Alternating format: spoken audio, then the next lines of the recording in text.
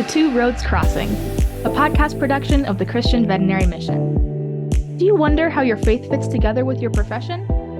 Well, join us as we explore how to live well at the intersection of two roads crossing.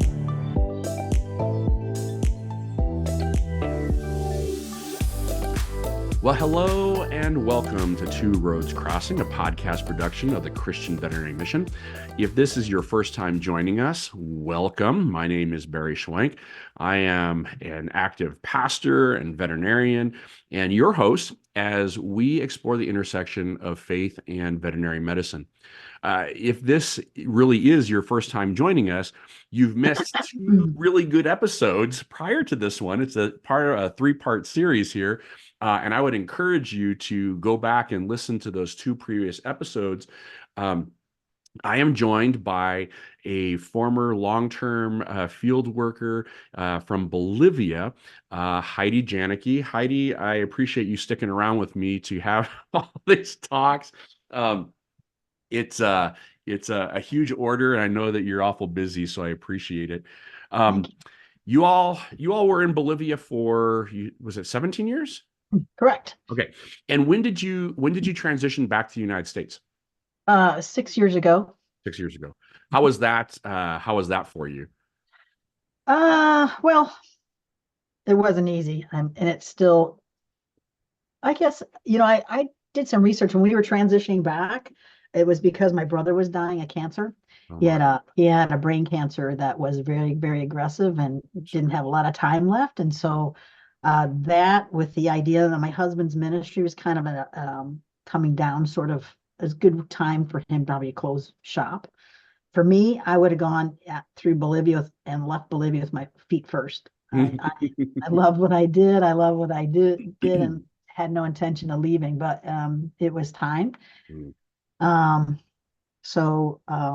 Yeah, we came back 6 years ago, and transition's a little tricky. I looked up things on Google, how do you transition, other missionaries, how they do it, and how long does it take? I thought a year. They're like 5 years. It takes about 5 years before you feel like America's your home again. Right. It's tricky.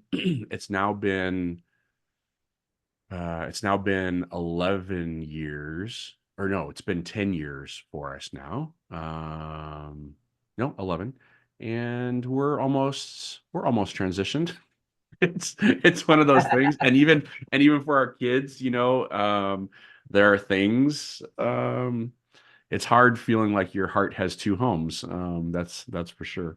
Yeah. Well, I appreciate you joining us. And again, one of the reasons why I wanted to talk with you is because I think there's this preconceived notion for folks that look at CVM thinking that CVM exclusively is providing veterinary services. And yet your family's ministry is a great example of how veterinary medicine was a bridge into something much bigger. So in the last conversation, we talked about how y'all were headed through language school that first 6 months. And Bill was, as a veterinarian, was looking forward to moving into a new project, a dairy project. And for you talked about how your eyes started to open. What was it that kind of motivated you to just kind of pick your head up and look around? I mean, language school, we're driving in this truck full of there's cars everywhere. It's busy. Everything is very congested. And all these children gathering around our car, vying for our attention, our coins. And this is where I'm using my rudimentary Spanish, like, ¿Cómo estás? Ay, ¿Cómo estás? And like, ¿Cómo se llama? I want to know his name. I'm like, this is why I want to learn Spanish. I want to know who this kid is. Because they chase our car every day we go to language school. Dozens of kids are always snorting glue and asking for change. And so we're bringing our bananas and our extra oranges in the car so we can share our love with them in the only way we could. But as I met other missionaries, because our kids were in a missionary school, we had opportunity to meet a lot of people quickly. And so we find out what you do and what you do and what's that like and how does that work. And I got invited to do different things and visit people. And one particular person invited me to go to this one orphanage that he just described it as looked like Beirut after a bombing. It just was terrible. And not to focus on the orphanages that were successful, that were doing really well. And because I paint, he said, why don't you come paint a mural? This place is a dump. They need some love and something pretty to look at, because right now it's just gross. And he was spot on. He took me to the place, and it's called Talita Cumi, which means child arise. It was renamed by the young lady who's 21 years old, who happened to go to the place to help work, to find out that the pastor who was in charge took off and took all their money and their stuff and left these children alone for a few days without anything. And she took over, and I met her 6 months after she started that. And my friend, he said, listen, see this big wall? There's a factory on the other side of this brick wall. I'm going to have a guy come and smooth it out with concrete. I want you to paint a mural for them. I can do that. That's easy for me. I can do that. So he came up with the Bible verse. It was, let the little children come unto me. So I made a picture of Jesus, a little brown Jesus, a little brown children. And I loved it. I would going like once or twice a week to start this mural. And as I would show up, all the kids would run and greet me. And there was one day they came to greet me, and I didn't recognize any of them. I'm like, what happened? I'm like, all their head was shaved. They would have as much hair as you did. But you That's not very much. and this is boys and girls. I'm like, who are these kids? They My. look like something out of like Auschwitz. Mm-hmm. It was crazy. And they said, well, they had lice, so we had to get rid of their hair. I'm like, you got rid of their hair because they had lice? Oh. Easiest way to do it. And so, they had lessons and different things going on while I'm painting with this little boy who couldn't speak. I can't remember what exactly was wrong, but he couldn't speak. And I showed him a paintbrush, and I handed him the paintbrush, and his eyes just lit up. I said, I want you to paint right here. Come here. And I put the paintbrush in his hand, and I had the paint, and he was like just grinning from ear to ear. I'm like, this is awesome. I love this. I just love it. And so when I got that mural finished, I was in tears. I was in tears because I was like, I got to figure out how to get back there. Yeah. And I think it was the same day this lady I knew, she introduced me to an artist. She invited me to her house for lunch, and she was a silk painter. And she showed me her supplies, and she let me play with her supplies, and I figured out how to do it in about 15 minutes. I'm like, this is it. I could use this as a tool to help them raise some money so they can eat, and they don't have to shave their heads and, right. And just have a little bit of life there. So I went out the next day and bought all the supplies. And I had talked to the young lady that was running the home. And she said, yeah, that sounds great, because this kids, I know, before that, she said, school is going to stop, and so the kids can't go outside the compound. They need something to do. Can you help figure out something? You could teach them something to do. And that's why I brought all the supplies, because I could teach them how to paint, and we could maybe make something with that to sell. And that's what we did.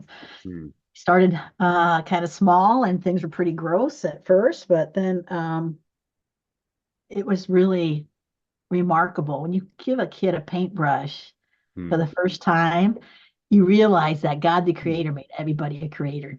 Yeah. And they have the ability to express themselves through that art.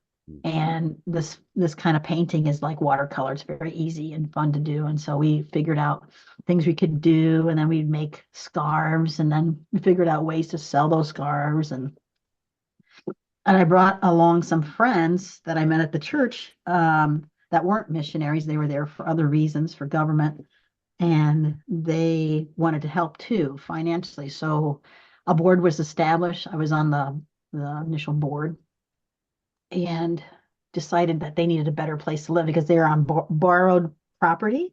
The land was seized by drug dealers, and they stuck this orphanage on it.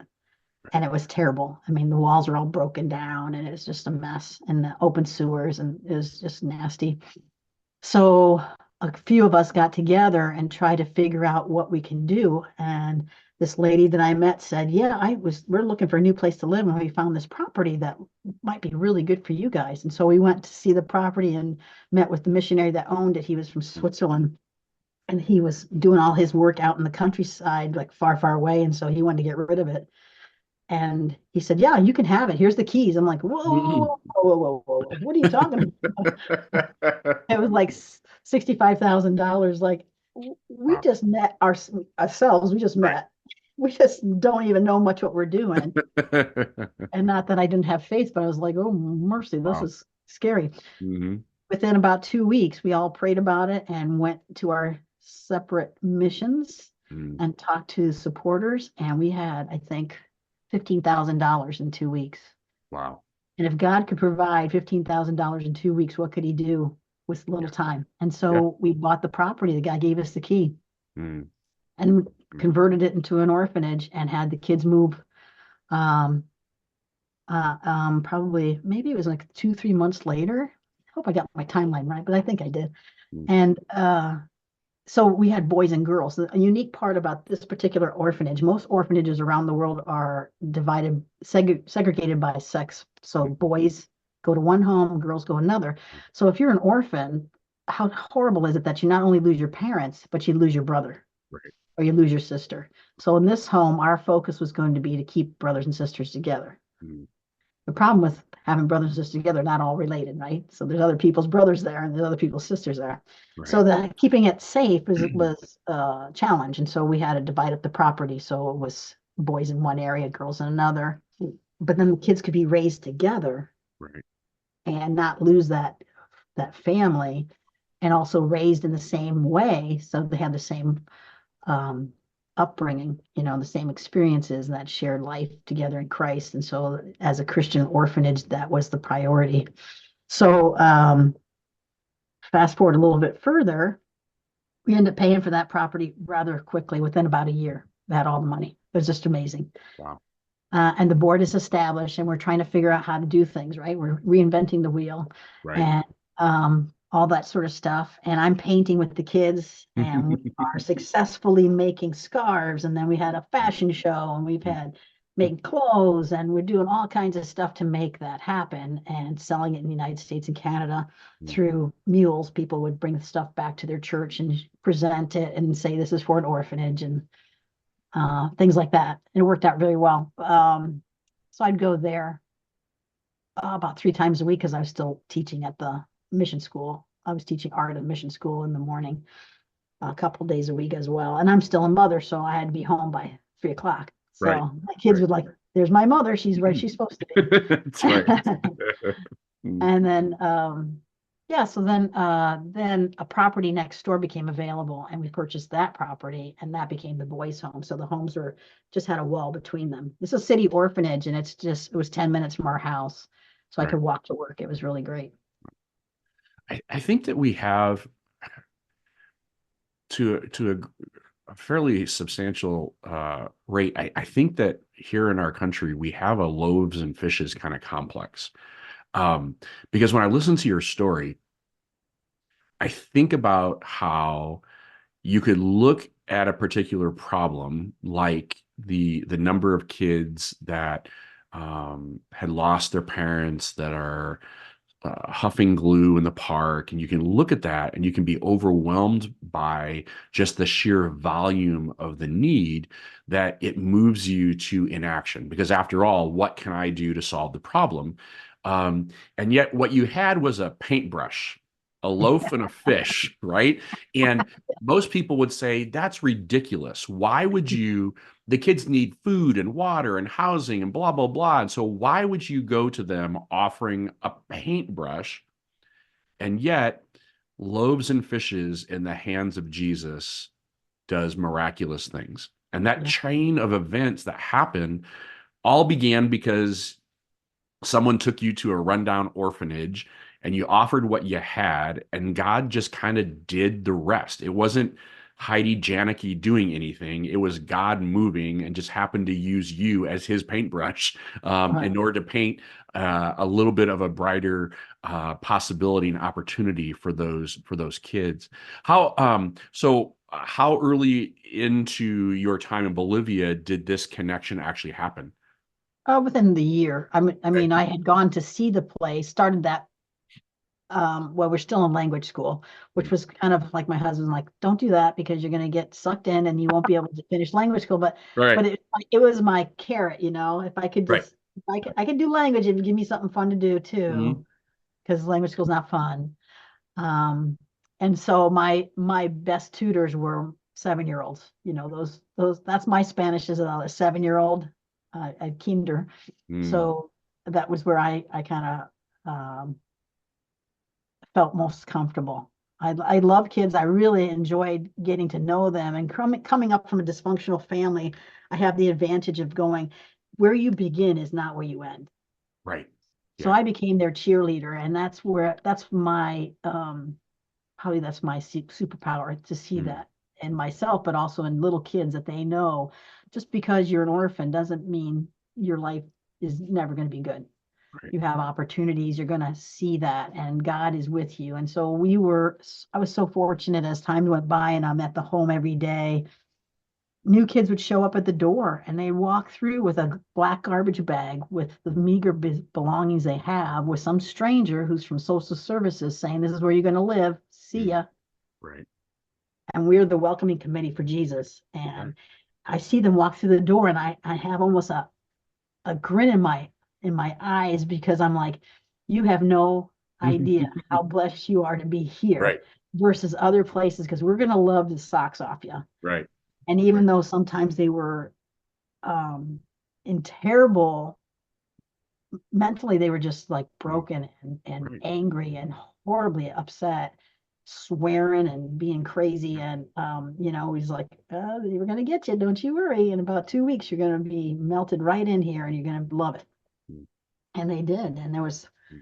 I probably helped raise, I don't know, 1,500 kids, but 30 at a time over the time I was there. And it wasn't, like you said, it wasn't about me. I was just, I was a Yeah. stick in the hand of God, or a paintbrush in the hand of God. Mm. And my role would not just be limited to painting. It was a lot of different things too. I did a lot of training with the kids, there was a lot of need for education. So like I would be the Tia. Everybody was called Tia, which means Yeah. auntie.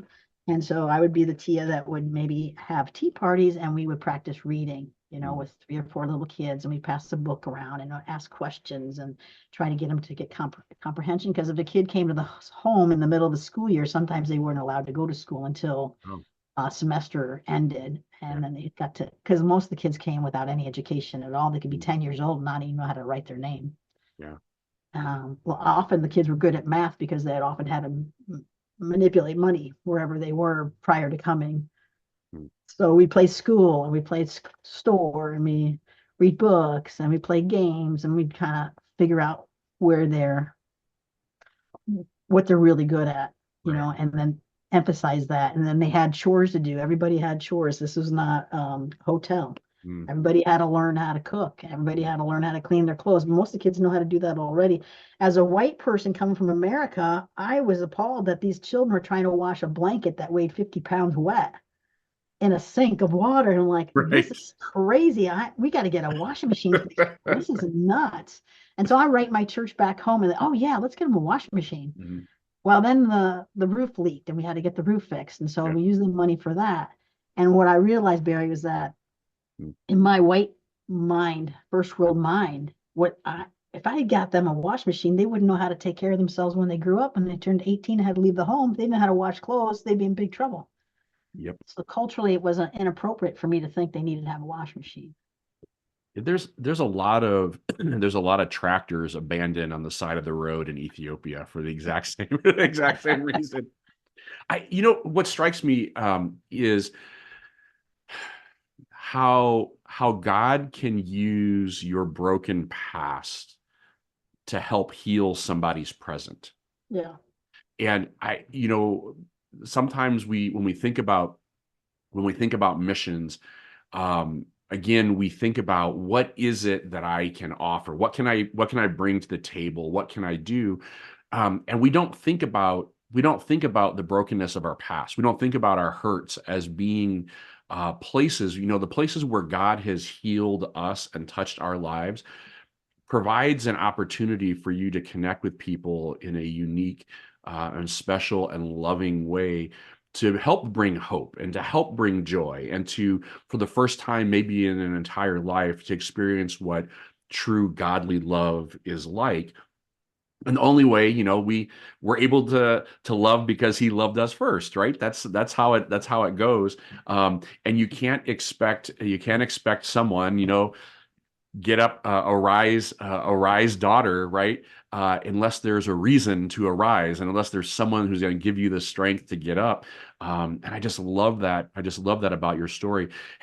So over those years, the 17 years, then you've put on a lot of different hats for the orphanage. Were you connected then to them that entire time? Yes. Well, when I first got out of language school, I had this art project, right? So I met some people and said, well, can you come teach this how to do this at this other orphanage? I'm like, sure. Can you come over to this TB AIDS hospital and teach this? I'm like, sure. So I did that too. So I was like, Monday I'm here, Tuesday I'm over here, Wednesday I was here, and then I'm teaching school. And I found that they sort of fell away naturally after a while. Unfortunately, with the AIDS TB hospital, my art students died. Oh, And that was heartbreaking. yeah. And I thought this was a good time for me now to kind of focus on one thing and do it well. And so it was heartbreaking. We've seen a lot of terrible things.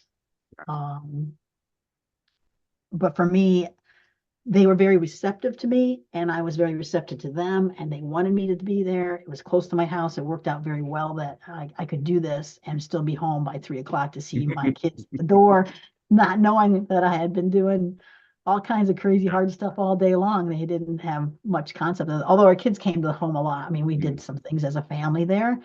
Um, for Bill's work too, we tried to have supper together. He'd be home by 6, and so that was important for our family to stay intact Yeah. and to be normal Mm. for us to have family time and do things together. And sometimes doing things together would be at our ministries, but most of the time it wouldn't be. So Yeah. Well, who would have who would have imagined? I mean, um, from being on that airplane thinking I'm headed to Bolivia, maybe for a year, maybe, and I'm just going to support Bill, into 17 years of just laboring with love, to serve kids who are just have been broken by the world in so many different ways.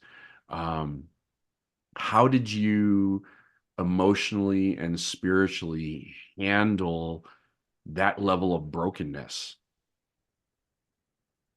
well, a couple of things come to mind. First of all is that it wasn't about me. Mm, I was just one part of a big picture. The home flourished because there were a dozen people that were on staff that were nationals. And as you know, it's important that you don't become savior, right? The big white savior right. from America.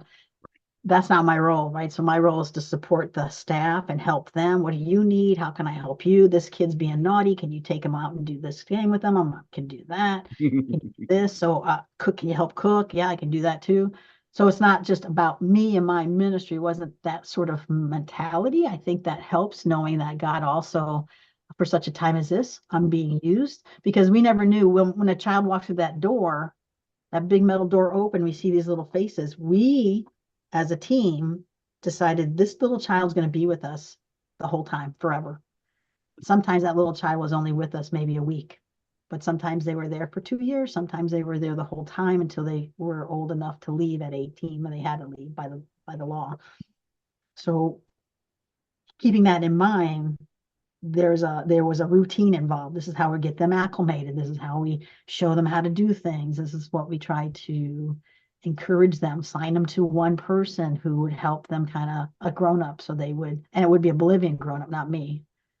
I'm like the ancillary person, because that's not appropriate for me as a foreigner. to do that, in my opinion. And so, yeah, I was on the board of directors, which made a lot of major decisions for the home and the future of the home, how it's run, and also the managing the finances. I was the bridge person from America to Bolivia, and gathering support and financial support, because it exists by donations only through 99% America, through people that I've met and people who I've talked about, and they become sponsors to the home and build relationships with the children. And so when I left, I was kind of scared, because who's going to do that? Right. Because I'm leaving. And we were decided to leave within 6 months, and that was pretty quick to get out of going from ministry full time to just stopping and leaving 6 months later. And God provided a young man who was going to come. I met him on the way out, and he ended up working there and did what I pretty much did, and he did a lot better than I do. And so very grateful, because I know it wasn't about me. You know, it's not, God is just, he can use anything. He can use mud, he can use sticks, he can use anything for his ministry and for such a time. And so I knew that God would continue, and the home still is doing well. It is still supported by finances from different people from around the United States. I write all the Christmas cards every year and all the thank you notes, because I am probably the person that introduced them to the home. Right. And now I'm seeing through the donations that, oh, this is from California. I don't know anybody there. Okay, good. Right. So it's still continuing to go forward, and that's a blessing. And it's funny, you know, the work that God begins, he sees through to completion. And we each have this, you know, this blessing. When we keep our eyes open, we can join in for a season, and we can be a part of the work that he is doing. And I really do appreciate you taking all this time and sharing with us. Hopefully, for the folks that are listening, this has been an encouragement, and maybe even a little bit of a nudge, because if God can use mud and sticks to build his kingdom, he can certainly use you. And you may not think that you have a lot to offer, but if you are the paintbrush in God's hand, the possibilities are endless. So Heidi, thank you so much for joining us these last few episodes. We will continue to pray for your family as you continue to adjust to this new place where God has you planted. And for the folks that are listening, I pray that Heidi's story touches you in a special way, that the Spirit of God is moving within you to just open your eyes and look around. The needs are endless, and God's heart for the lost and for his children is deeper than you can possibly imagine. If you only look around a little, you too can be used by God to do something miraculous. And when we do that, we learn how to be obedient, and we learn how to walk according to his will. We learn how to live well at the intersection of two roads crossing. One PS, I would be a bad missionary if I didn't say, if anybody's interested in helping the home, it's called Talita Cumi in Santa Cruz, Bolivia. And it's amazing orphanage, and you can have a relationship with the child. There's Derek there to help you make a bridge of communication with the children. And it's a lovely, lovely place where these little ones leave with knowing that God loves them, and they have a future. So that's my last plug. Sorry. We will make sure. I'm going to go ahead and get a link from you that we can put in the description of all three of these podcasts. So then that way, anyone who would like quick access to be able to just kind of keep tabs, to be able to pray, to support financially, or maybe God's calling you to go and serve. It just takes a click, right? It's just one click. And that may be the difference between you sitting there wondering what God's going to do and actually experiencing it firsthand. So if anybody wants to talk to me, just pass my number on, or my email. I will provide that. I will provide that as well. Thank you. Well, Barry. Thank you again, Heidi, and all the best. God's blessings upon you and your family. And thank you again for sharing your story. I pray, Lord, that it just blesses everyone who has ears to hear.